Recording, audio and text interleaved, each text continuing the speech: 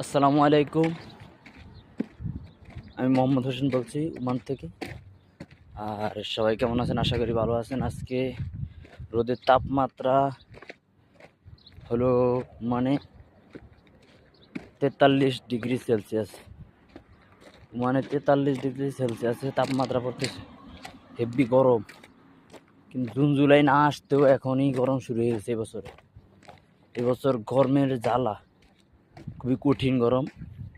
আমরা যারা ওমান প্রবাসে আছি তারা সবাই জানি, অথবা মধ্যপ্রাচ্য যারা আরব কান্ট্রিতে আছে তারা সবাই জানে ওমানে বা দুবাই, সৌদি আরব কি গরম পড়তেছে এখন।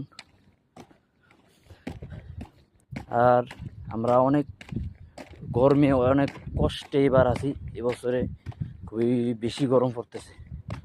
এখনই যখন জুন জুলাই আসবে তখন কি হবে সেটা আল্লাহ মাহবুদ জানে। সবাই আমাদের জন্য দোয়া করুন। ধন্যবাদ সবাইকে।